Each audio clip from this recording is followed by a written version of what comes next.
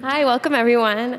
My name is Alda Migoni, and I am president of the Hispanic Cultural Society here at the Library of Congress. I work as a librarian of the South America section of the African, Latin American, and Western European Division. And on behalf of the Hispanic Cultural Society of the Library of Congress, I would like to welcome you all to this featured event in honor of National Hispanic Heritage Month. National Hispanic Heritage Month is celebrated each year from September 15th through October 15th. Enacted into law in 1988, this month recognizes the contributions of Latino and Hispanic Americans in the United States and their heritages, cultures, and many achievements. September 15th was chosen to start the month of celebration as it coincides with the anniversary of 5 Latin American countries' Independence Day. September 16th, 18th, and 21st also mark the independence of Mexico, Chile, and Belize, respectively. Today, we have the honor of having with us Representative Pete Aguilar in a moderated conversation with Law Librarian of Congress, Jane Sanchez. So, Jane Sanchez is the 25th Law Librarian of Congress. She manages the operation and policy administration of the Law Library, the world's largest collection of legal materials. She assumed the position of Law Librarian on February 6, 2017. Prior to the Law Library, Sanchez had been Chief of Humanities and Social Sciences at the library since October 2014. The division provides research service in the library's main reading room, its local history and genealogy section, its digital reference team, and its microform and electronic resources center. Under her leadership, services to researchers expanded, and outreach through the division's RSS feed has led to more robust use of the collections and services. She has also served as a business unit managing director at the U.S. Government Publishing Office, as an associate director of Justice Libraries Justice Management Division, U.S. Department of Justice, as departmental head of History and Culture Literatures at the Smithsonian Institution Libraries, and as an acquisitions manager for electronic databases at BNA Inc., a legal publisher, in addition to library work at Harvard and the University of New Mexico. She has received numerous awards over the course of her career, including from the U.S. Department of Energy for sustained superior service, and from the Justice Management Division and the Smithsonian Institution for Workflow Improvements. So Representative Pete Aguilar represents the 31st Congressional District of California. He was first elected in 2014 and serves on the House Appropriations Committee. In the 115th Congress, he holds the leadership positions of Whip of the Congressional Hispanic Caucus and is an assistant whip in the House Democratic Caucus. Representative Aguilar is a voice for middle-class families throughout San Bernardino County and prioritizes legislation that will nurture a more fair economy where everyone has the opportunity to succeed. He is committed to policies that create jobs, reform our broken immigration system, supports our students, and safeguards vital programs for seniors and veterans. He resides in Redlands, California with his wife, Alicia, and their 2 sons. So, as a fellow Bulldog and University of Redlands alumni, I'm really excited and happy that you are here to join us. And the Library of Congress and Hispanic Cultural Society welcomes you both. So thank you so much. After the moderated conversation, we will open the floor up to questions from the audience. So please stay tuned for that. And also, you're welcome for coffee and a quick chat after. Thank you.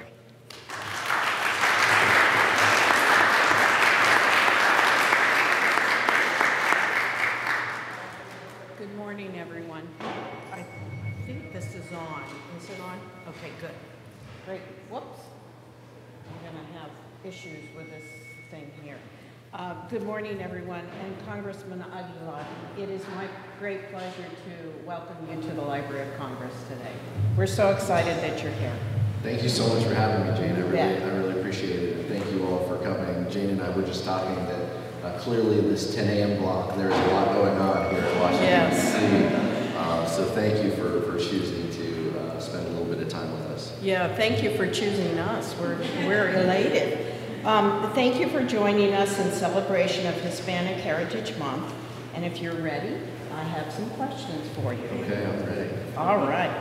All right, you are currently the representative from California's 31st Congressional District, an area within the Inland Empire that encompasses San Bernardino, portions of Rancho Cucamonga, and of course Redlands. As a former mayor of Redlands and now congressman to the region, how did you begin your political career? Well, I began my political career by just kind of being devoted to service, right? But the most difficult part is kind of figuring out, where you go from there. And quite honestly, I was a staff member for an elected official, and I loved that. I thought that that was exactly where I wanted to be and who I wanted to be. I want to give my boss advice. I want to help make recommendations and suggestions. I want to help make a difference in the community. But no way, I don't want to give any of those speeches or have to live with these tough decisions. And then, you know, the more you get, I guess, comfortable with it in the public policy forum, the more comfortable I became, you know, making decisions and giving advice and having a little bit more of an opinion on where we should go and the direction we should take. And so I started actually in the nonprofit world. I got involved, and that would be my lesson to the young people is, you know, just get involved in your community. No matter what you're doing, no matter where you land, it's our responsibility to work to make our communities a better place. And there are hundreds and thousands of ways to do that, some very public, and then some more private. And so, you know, I got involved in my community. I joined the board. I was the president of the board of directors for Habitat for Humanity. I got to know members of the community. I started talking about housing, affordable housing. And then I got on the Housing Commission in the city of Redlands, and that was a fun outlet to dig into policy. And then a vacancy on the city council opened, and I put my name in for that. And I said, actually one of my good friends, I said, no, I don't want to do that. I just got married and a baby on the way, and this is not the right time. And he said, there's always going to be an excuse. There's always going to be a reason not to do something that's difficult. But, you know, take the leap. You know, we're all there with you. What's the worst that can happen? I said, they say no. You know, people say no. You don't win. And he said, that's fine. In the grand scheme of things, you know, you'll be okay. I was appointed to the city council as the youngest member to the city council in 100 years. I became the youngest mayor to the city after that. And it was just a lot of fun to really, you know, dig into local government and try to find solutions without party affiliation, without any of that nonsense. You're just working with 5 people, 4 other people to try to make a difference in your community. So how was the transition from mayor to congressman? Well, you have to build a lot more coalitions. When there's 4 other members of the city council, you need 3 votes to get something done. So I really just needed 2 friends. But you know, most of the votes that we had were actually, you know, 4-1, 5-0, and that's the way we liked it. Here it's clearly, you know, more difficult. It's more a partisan environment once you put a D or an R behind your name. But I'll tell you, there are ways to be successful even in that climate. It just like any relationship, it just takes work. You have to build those relationships. You have to reach out to your colleagues across the aisle. You have to understand and be self-aware that you're not going to agree with everyone on every issue, but find the 2 or 3 or 8 or 10 issues that you do agree with them on, and try to move the needle and try to build a broader coalition. I was proud to work with a Republican from South Texas, Will Hurd, on immigration. We've established a great friendship as a result of that, and I really enjoy spending time with him. But we're going to disagree about the tax bill, and we're going to disagree about healthcare probably, but we don't disagree about immigration policy and making sure that we have a path to citizenship for so many young people. So those are the things that we can do when we work together. It's hard in this environment, but it's possible. Okay, very good. How did your Mexican-American heritage affect your decision to enter politics, and how does it now affect the policies and legislation that you're passionate about? My parents and grandparents all grew up in the city of San Bernardino, where I'm from, and so walking around that city, being around that community, we always knew our diversity was our strength, and we always knew that sense of community kind of brought us together, and every one of us was afraid of our grandmothers. So you know, that's what really united us as a community. But I think, you know, as you're growing up, what you find is you know, the elected officials and the people in the community and the business owners, you know, it doesn't always look like our community, and so that's when, you know, that kind of, you know, activism and that discussion, you know, really kind of went to another level. It was like, this is what I want for my community. I want them to be proud of their elected officials. I want their elected officials to look like the communities in which we serve. And that's when, I got a little bit of the bug in wanting to give back at a higher level. And it is still, to this day, the biggest source of pride is walking into high schools and middle schools and talking to young people, saying, I went to this school, or this is what I was doing when I was your age, and this is, I didn't run for I didn't run for student body leadership. I didn't do any of that. I was a shy kid, and usually in the back, and who played sports and loved hanging out with his friends, and to kind of change and grow and to become a little bit more community-minded of what my surroundings were has been a point of pride for me and my community and family. Very good. So you are currently the whip of the Congressional Hispanic Caucus. What was your pathway to this leadership position, and what does it mean to be part of the Congressional Hispanic Caucus? So there's 31 of us in the Congressional Hispanic Caucus, 29 House members and 2 senators. The first Latina to be a Congressional Hispanic Caucus member is now among us, and Catherine Cortez Masto, Senator from Nevada. So it has been fun to be part of that group because we share that identity, we share communities that we represent. But it's also forced me to think through, okay, well, what's important to New Yorkers, what's important to Floridians and Texans and New Mexicans and Arizonans. We're all representing similar communities, but also, Mexican American is my heritage, but there are Puerto Ricans in our caucus, there are members from Central America, we have heritage from Central America, and so making sure that we, because Latino is so inclusive in our communities, making sure that we're truly representing everyone has been a focal point of what we do. But it has allowed me to have these member-to-member conversations about what's important to your district, and keeping in mind that not every district is the same. There are members of the Hispanic Caucus who are Latino or Latina, but maybe they don't represent a very large Latino or Latina population. And so being mindful of that, maybe their district is what we would call a swing district as well. And so knowing that each of us represents a unique piece in the community, and we all come together and want to work with one another on these shared issues is so incredibly fascinating and important. So what does a whip do? Yeah, so the whip position is a lot of fun, and Steny Hoyer is the Democratic whip for our caucus, and so I've kind of learned from Steny. But I would tell you the single biggest thing for the whip position is knowing your members, knowing your colleagues, and having your finger on the pulse of what they want to get accomplished. You have to be willing to put the shared goals of the group before your own personal goals.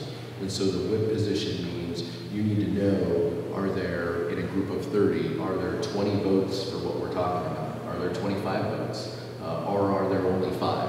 And maybe there are only 5, and I'm one of those 5. You have to have the self-awareness, and you have to have the leadership to be able to say, we will go where our caucus wants us to go. And that doesn't mean that you can't continue to learn and grow. And I always reserve the right to try to convince my colleagues that I'm on the right side, even if I'm in that smaller minority. But knowing where your colleagues are and giving them the space to make those decisions, I think is one of the things, from my perspective, is truly a telltale of congressional leadership. You want to be able to ask people where they are on an issue. How does your district analyze this issue? Where do you come down on it? Well, this is what I would do. This is how I talk about it in my community. Do you think you could get to a yes on this?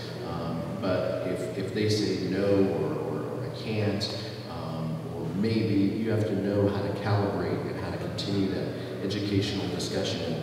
And we see this, your question was about the Congressional Hispanic Caucus, but I see this in the broader Democratic Caucus that I've worked in. There are a lot of our colleagues who want to be helpful to the Latino community. They want to do what's right. They just don't always know what that means or how to talk about it. And they don't know our community and our issues. So I think a lot of this is also our responsibility in the Hispanic Caucus to talk to our colleagues who don't know these issues and to let them know where the community stands on something and how we might talk about it, or how you might talk about it if you represent a district that doesn't look like mine, to give people the background and the information to make an informed decision. But at the end of the day, you have to respect where your colleagues are on this, and that's the beautiful part of this institution is being able. I'm the only one that's here to represent my entire community, and that is an incredibly heavy weight that I have, and each of us has that. And so I trust that my colleagues are making the right decision for their communities as well. Very good. The Library of Congress knows your office well and your engagement with our surplus book program. How would you define your relationship to the library? We were talking about this a little earlier. I am just such a huge fan of the Library of Congress and the work that everyone in this institution does. But I'll tell you, a lot of the work that they do is unknown, underappreciated, and so part of, I think, what we need to do as members is to be advocates for the institution, but to also let our colleagues know about programs like this that maybe aren't as widely utilized, and to let them know the services that the library can provide to our communities back home. This is one that has just been so impressive to me, the fact that the library is so generous with books for our local school districts. We worked with you to send a care package. There was a shooting in a school in San Bernardino, where I'm from, and to be able to send a care package of books to this school after that event to hopefully kind of raise their spirits and give them something new and something that they can tie them to us was really powerful. And I always love that it's stamped that it's courtesy of the Library of Congress, because I want that young person to also open that up and to say, what's the Library of Congress? And well, let's research that. Let's talk about that. Let's talk about what that means. And to know that someone across the country was generous enough to send them these books is just means a lot to me, and it means a lot to all of us members. But it was, when you come and visit us in our congressional offices, you probably told me about this program. You probably told me 50 things that you do, but you just get into town and you're trying to build your staff, and it's very tough. So it was a couple of other members saying, hey, would you do this program? And you should make sure your staff follows up, and we're all doing this. So it's also a little bit of that peer pressure, and so that's where it's important for members to know the services that you guys provide, because I want to be a resource to those new first-year members who are going to come in December and say, hey, be sure you utilize these services and you talk to the library. Great. I hope you know about our National Library Service for the Blind and Physically Handicapped, and also our Veterans History Project as well. Yeah. Those are important. Those are important projects, and a little bit about my history. My first job was working for my grandfather, who was a legally blind operator, and there was actually a federal program that trained him called the Randolph-Shepard Act, and he served in the Korean War. He came back, and he lost his eyesight through a disease when my dad was in his teens, and my grandfather had to be retrained, and he didn't know that this program existed. A friend had told him and my grandmother about it, and so he became a legally blind owner-operator. So the programs that you provide go far and wide, and that's what I appreciate so much about the library and so much about our processes. Those investments to make sure that everyone has a chance and an opportunity are so vital. Mm-hmm. Thank you. What have been the legislative goals of the Hispanic Caucus for the 115th Congress, and what progress has been made? Well, it feels like we've been playing a lot of defense, obviously, and look, this isn't a partisan discussion, and I'll tell you, but it has been incredibly frustrating, because I do feel that the administration has either planned, executed, or fomented some of the most anti-immigrant positions that we've seen in a long time. And so to try to dial that back and to try to push back with information, to try to make sure that my colleagues and I stand up for the right things, and that we push back against the administration's policies when they're wrong, has been something that the Hispanic Caucus has tried to execute and put together a plan on how we do that. It's been very public that our plans and our focus are comprehensive immigration reform. But we don't just want to be the caucus about comprehensive immigration reform. We have Latinos and Latinas who are in incredible positions in small business committees and energy and commerce committees throughout this Congress. We have individuals who have the skill set and have been working on these issues for decades. But this is clearly an issue that is very personal to us and means a lot. And so to ensure that we are making progress toward comprehensive immigration reform has been a goal. And clearly the most important thing right now is making sure that we have a permanent fix for DACA, to ensure that young people who have DACA status and those who are DACA eligible have a path to citizenship. Has been something that we will continue to fight for. That's the bill that I authored, and a bill that I plan to continue to be a part of in the next Congress as well. Recently, we've seen a renewed interest in politics and political involvement from younger generations. What advice and words of encouragement would you give to those who may be interested in getting involved in local and national politics? Do it. Jump in. Jump in. The water's fine. We need, and here's the important thing, we need young people to feel committed to public service, and that's, I want people to see members of Congress conduct themselves in the right way, to work in a bipartisan manner. I want people to see that and to say, yeah, I want to do that job. I want to serve my community. I don't want them to see the food fight of what's on TV sometimes and the back and forth, and to get discouraged and to say, I don't want to do that. So how we conduct ourselves is also incredibly important, because we need another generation and continued generations of young people to say, I want to serve, I want to make a difference in my community. It may not always be the most glamorous, I may not always make the most money, but I can make an incredible difference in my community. And so that's what I hope that you you get there. I hope that you find that sense of community in place and wanting to give back, and like all of our parents and grandparents, to make that community a better place and to leave it a little bit better than we found it. And that's getting more difficult to say that we are doing that. And so we're going to need policymakers and thought leaders to help us get there. But the only way we do it is by making sure that the leadership tables look like the communities in which we serve, and to make sure that everyone has an opportunity to give feedback and to help make a difference. What does Hispanic Heritage Month mean to you, and how will your office be celebrating this month? We attend a lot of events and celebrate and honor our heritage and honor our culture, but we try to do this year round too, making sure that we honor every culture and community, and to make sure that they feel welcome.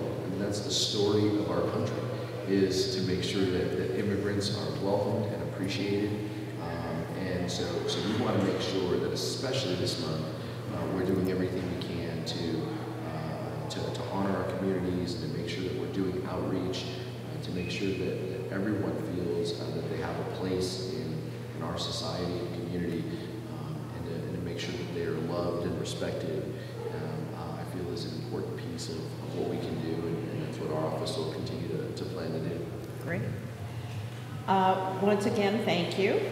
Today is a reminder that diversity is one of our country's greatest strengths, and Hispanic Americans have always been and will continue to be a key part of this rich mosaic, which makes our country so unique and special. With that being said, maybe let's check to see if we have any questions from our gathering today. And we are delighted to have our Gonzaga students here today. Thank you for coming. Thank you for coming. Yeah. So questions? Oh, come on.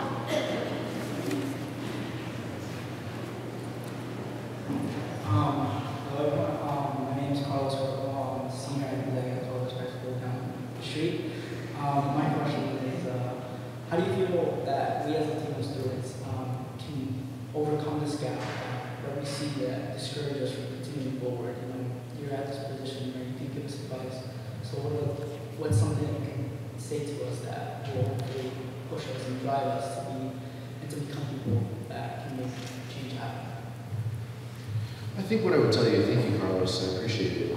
I think what I would tell you is, you are, just by virtue of being in those seats, you're doing things that make your families and your community so proud. But, the road needs to go further.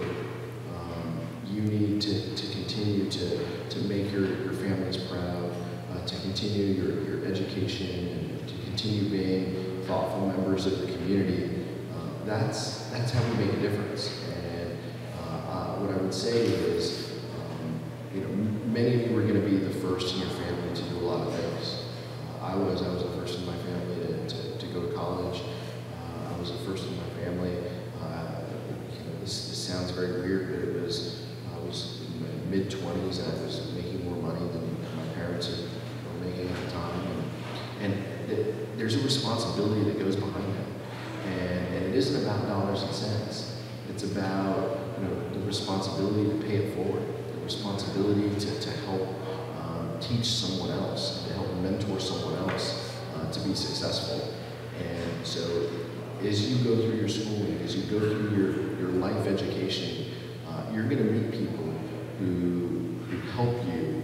And the most special thing is the individuals who help you, who you learn later in life, there was no reason why they needed to help me. They took an interest in me, and they saw something in you when you didn't see it in yourself. And I have those individuals in my life, and it's tough not to get emotional about it. There were individuals who believed in me much more than I believed in myself when I was in college and when I was in business, and I wouldn't be here without them. But they meant the world to me. And so to make sure that you just pause and that you think about what that individual is doing to help you. It could be giving you political advice, it could be giving you educational advice, it could be giving you an opportunity to have a job. So what that individual has gone through, and every one of the individuals that I can think of, 3 out of the 4 were individuals in my community who were older, Caucasian, and they saw something in me because they knew that our communities were changing, and they knew that they felt that I could make a difference, and they thought that just by giving me a shot, giving me some advice, that they could help. And so find people and surround yourself with people who will give you the benefit of the doubt, who will help you along the way. Those are the individuals who you want to interact with, and those are the people you're going to learn the most from. And they're going to help open doors for you, and they're going to be your advocates. And throughout life, you're going to have those individuals. And later, when you reflect, it's going to mean the most to you. You may not know it when you're in the middle of it, but it's going to mean the absolute most to you, and it's going to drive you to make better decisions and to help open the door for someone else behind you.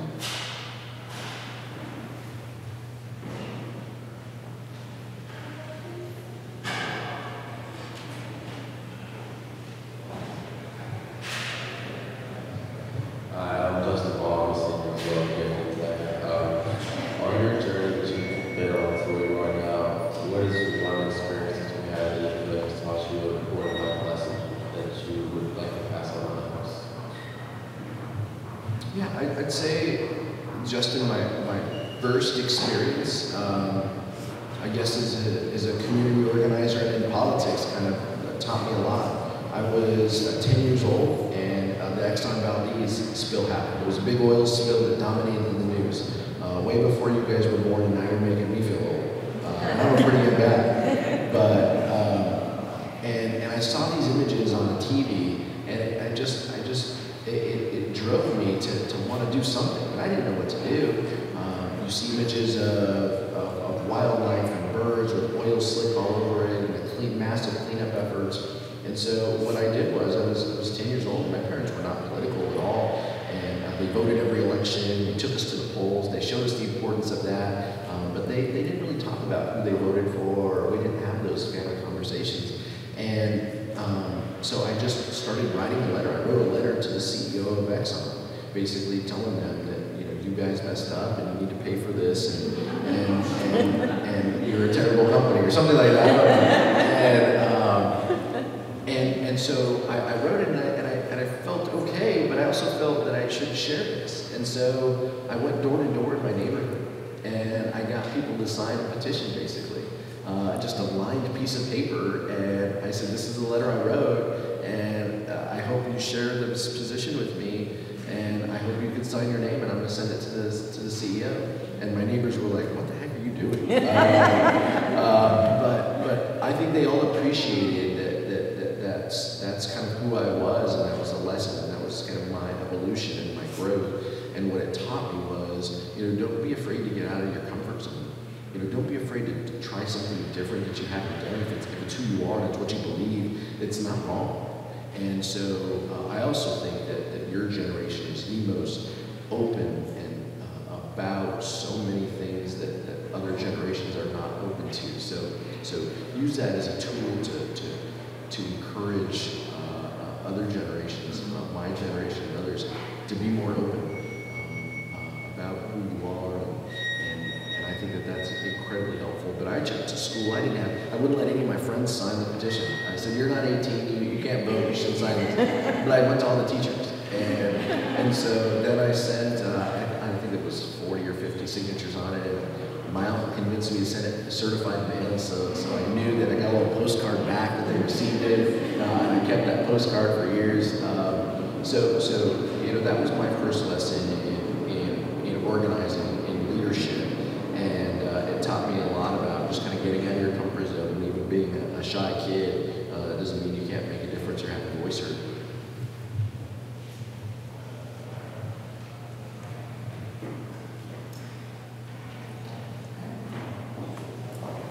We don't want to put all the pressure on the Gonzaga kids. Representing better. But I wanted to ask you about how others see you within Congress when there's this message of America first and we're trying to stifle diversity.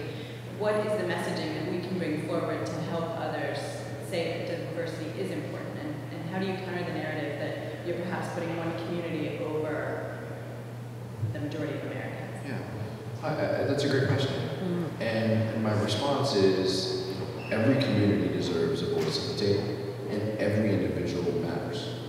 And I think that's generally accepted among my colleagues is what we should be doing. I think the voices we hear and some of this fervor we hear from the administration is counter to that, but I find that having those conversations with my colleagues makes me feel a little bit more at ease. And I'm talking on both sides of the aisle. Folks understand that we need to solve these issues. We might not always agree on how to get there, but I do have a lot of confidence in the institution of Congress. I think that we can do a lot more to ensure that we raise our voices and we stand up to wrongs when we see them as a group. But I do feel that we can do more. But I do think that we are building coalitions in order to accomplish that goal. And that's what it's going to take, because not every member, as I mentioned, is going to feel comfort of knowing what's important to the Latino community. And so it's our job, but all of them have a segment of the community. It's just not as large as mine or someone else's. And so my belief is that they want to do right by everyone in their districts. And so we just have to show them. We just don't know how yet. And so it's on us to show them how. To show them that the Latino dream is the American dream. Better jobs, better wages, quality affordable health care, access to education, better life for our kids, That's the American dream. How is that? How are Latinos different? We're not. We want the exact same thing. And clean air, clean water. Those are things that Latinos want. Not every Latino wants comprehensive immigration reform, and we should act as if that's the case. But everyone wants a better community, a better life for their kids. So let's start with that as the umbrella by which we can have a conversation about all these other issues. I actually have a follow-up question.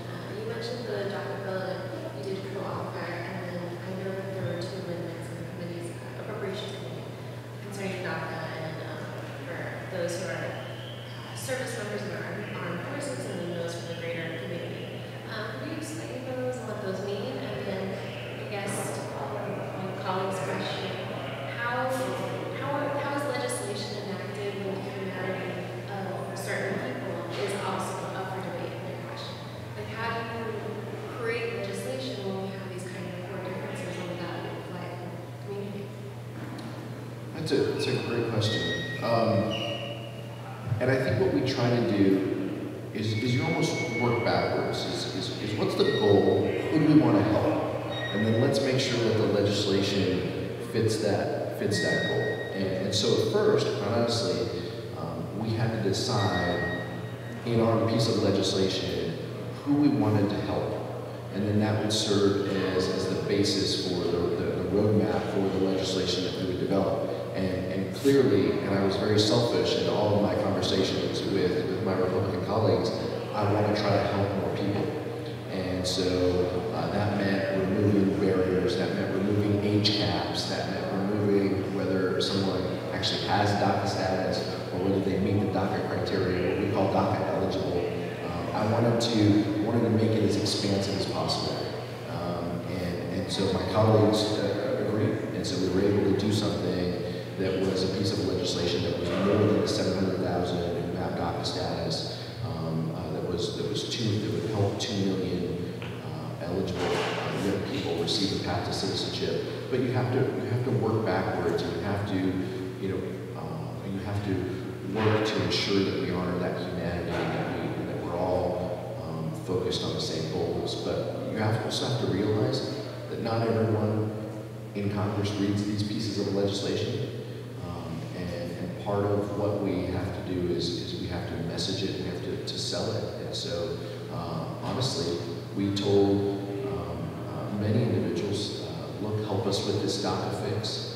This will put folks on a path to citizenship. And that was all they needed.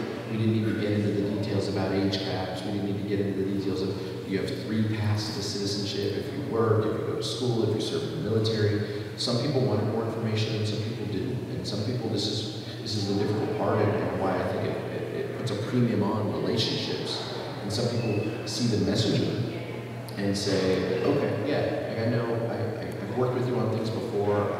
I know that, let me talk to my staff, but I know that you wouldn't try to pitch me on something that wasn't right for my community. And so I think that puts a premium on the relationships that we have as members to say, hey, you've worked with me on stuff. Let's talk about this, and let me answer your questions. I want to pitch you to your staff on this. I want to go through the details of this because oftentimes what became a hurdle were leadership offices here in Congress that were giving members incorrect information, and so we had to debunk that. We had to put out our own talking points. We had to put our own frequently asked questions out, and we had to really work on a one-on-one basis with our colleagues to educate them and to tell them what was in this piece of legislation. So making sure that the goal was always the same for us. And we have good partners and a good piece of bipartisan legislation, and the goal is the same for both of you. It's a great place to start. And so that's what we tried to do. There are a lot of other social and societal discussions that we can have under that discussion. But honestly, we were just so laser focused on how do we add 5 co-sponsors? How do we get this bill on the floor? How do we improve this coalition that we're building? Those were the things that we were focused on. And very micro issues of how something happens. And it was just an honor to be part of that. I'm going to go down to Texas and talk a little bit about the path forward on immigration with Representative Hurd this weekend. And I hope that we can continue this bipartisan dialogue and it leads into a productive piece of legislation that we can enact and put on the President's desk in the next Congress. Again, Alda, I want to thank you and the Society for having me. I mean, I don't think it's a time to close yet, but thank you so much for the invitation. It really means the world to me to be able to share some of my experiences and talk about my time in Congress. No, thank you. And before closing, there's still quite some time for questions, but I do feel kind of separated from Congress, even though you are our boss. There are a lot of times where it's just I'm getting things piecemeal through the news, and I just really appreciate that you took the time to speak to us and to kind of clarify some issues and to speak about the National Hispanic Heritage Month. So that's great. But we are a tunnel away. Any questions we have? We have someone here too.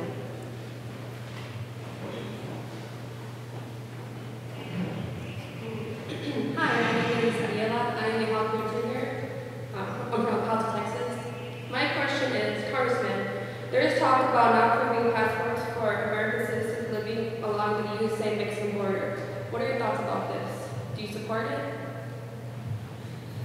No, and this stems from a Washington Post article that was recently put out where the Trump administration is challenging citizenship, challenging documentation that individuals have used to secure citizenship and legal permanent resident status and citizenship. And look, I think that, and this is what's difficult.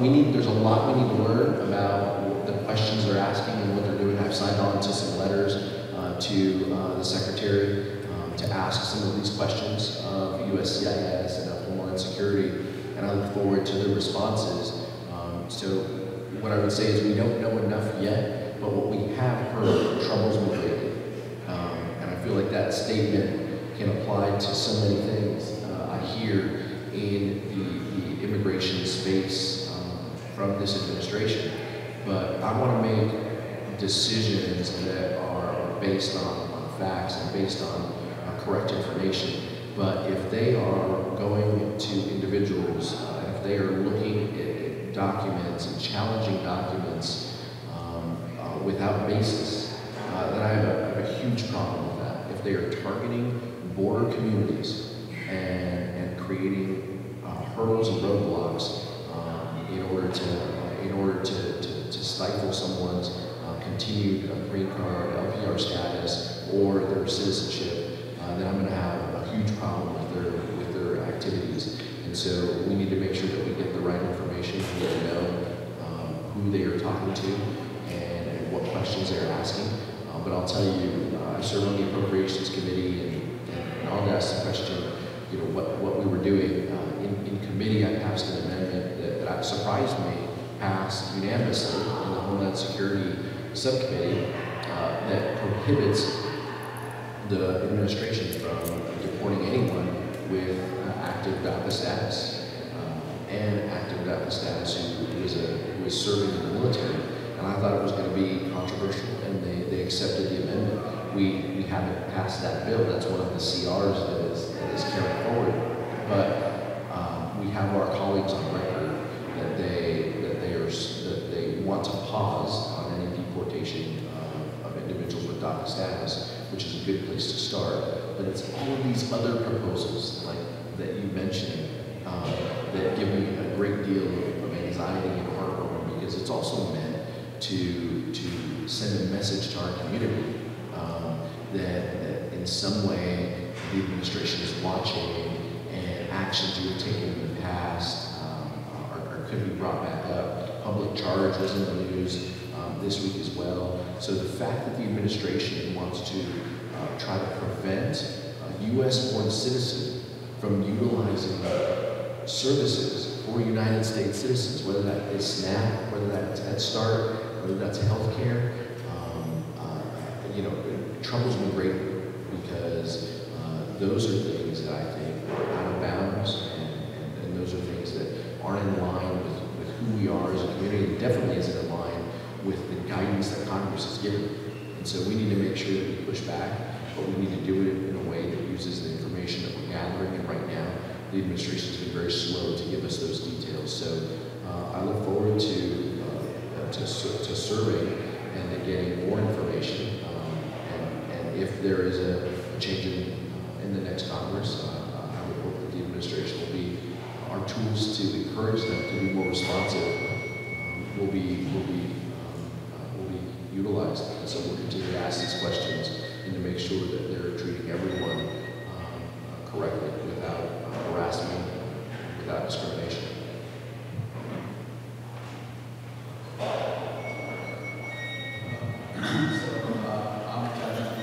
I'm a junior, and I just wanted to ask, on your road to become, who you are today, what adversity or hardships did you encounter, and where did you find the grit, to keep going, to not give up?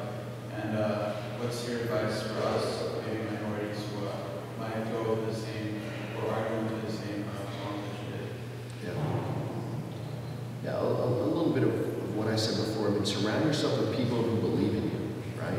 And once you have that core group of friends and family members, it doesn't matter what anybody else says. You can tune out that noise. But look, I mean, my path is probably similar to yours. I had people when I was accepted to college who said I had a high school classmate who was valedictorian and we went to the same university, and he said that I got into the same school he did because I got to check a box that said I was Hispanic or Latino, in some way minimizing the contributions and the work that I had done in high school to get there. And so there are going to be individuals who minimize what you've done to get to where you are, and the tough part is pushing through that, knowing who you are, surrounding yourself with friends who are in similar positions, making sure you always have somebody to talk to about that. And it may not always be a family member, because not every family member is going to have those experiences, and so making sure that you have the support group of friends around you who are looking out for you is important, and that'll help you push through that adversity. But don't ever let anyone minimize the work that you've done to get to where you are. And now different people handle things differently. I just kind of shrugged and kind of laughed it off, and like, that's fine. I don't mind that. I'm a pretty even keel person. I'm not a screamer or a yeller, but I was pretty fired up about that, and it drove me to want to do better and want to. It's always good. It's always okay. It's healthy to walk with a little chip on your shoulder, right? To have the self-awareness to say, look, not everyone thinks I can do this, but I think I can do this, and I think that a little bit of that is healthy. And so just know that there are a lot of people that want you to succeed, and your community needs you to succeed. And so that needs to always be in your background. People you've never met, people you don't know, they want you to succeed. They want you to do well, and that'll help you, kind of push through any negativity that you may hear or see.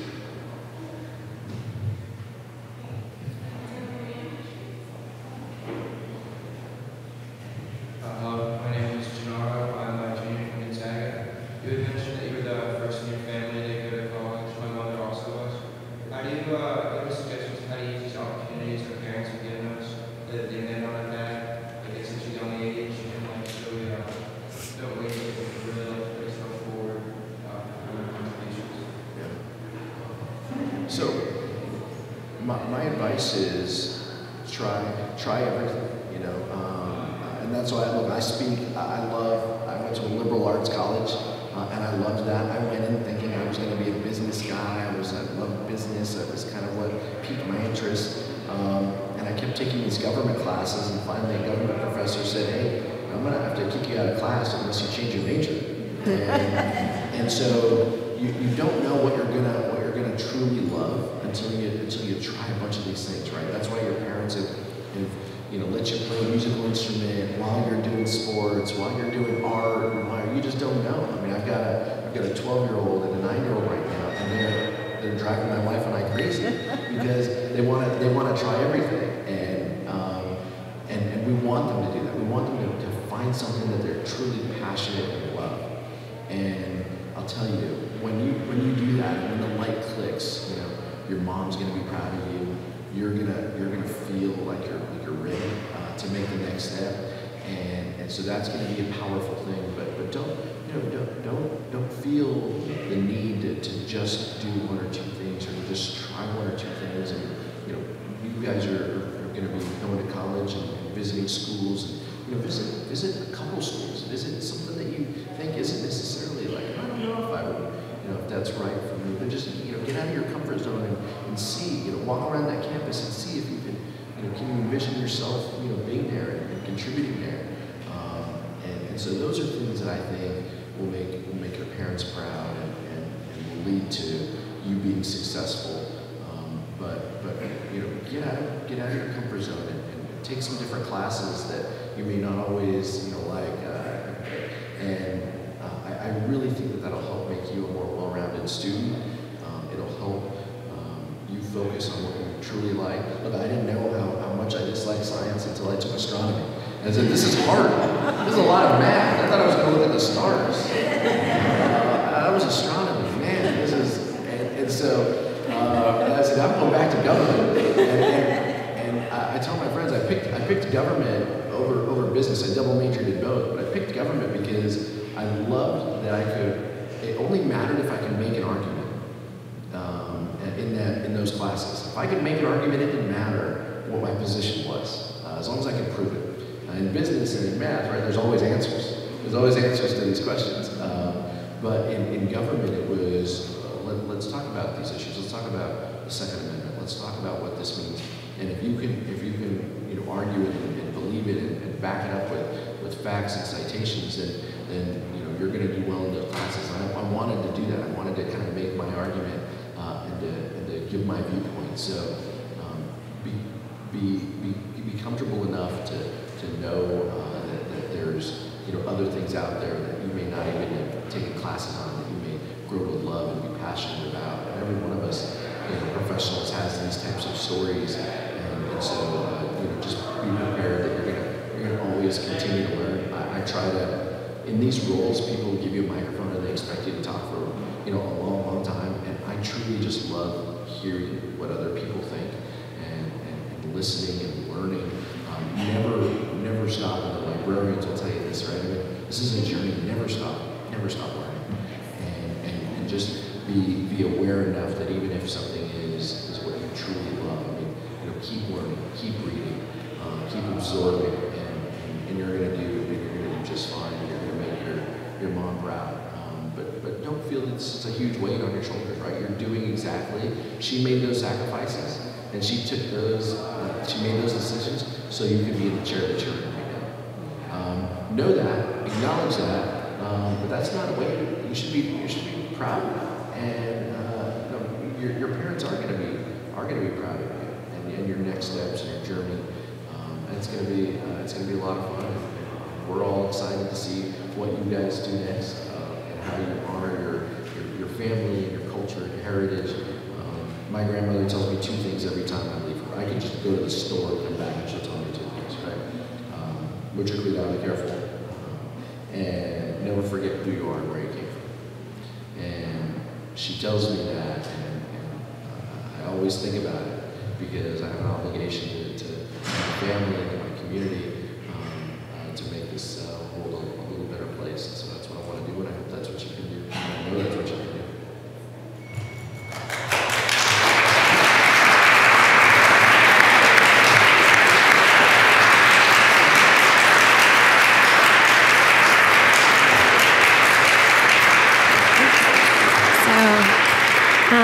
On behalf of the Library of Congress and the Hispanic Cultural Society at the Library of Congress, thank you so much for this moderated conversation. I'd like to thank you both personally for just a really illuminating and fun conversation.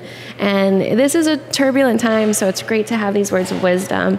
And I'm really happy that we also have our high school students in attendance. I did want to plug, on the same note, we had a Haku intern ask a question, and I'm a former Haku intern, so before you leave off to college, look up these type of internships. It's a Hispanic Association of Colleges and Universities, and they give you paid government postings when you're in college, and so that will actually help you try everything. You know, you could be placed in a government agency like the Library of Congress and realize you want to be a librarian, or realize you don't, and that's fine too. So, but thank you again. And I do want to plug the rest of our Hispanic Heritage Month celebrations will continue. Tomorrow we have the America's Award in honor of 2 authors who've produced great children's and youth literature in the honor of Hispanic heritage, Latino, and Latin American communities. So please celebrate with us tomorrow here at the library in the Jefferson Building. So thank you everyone for attending.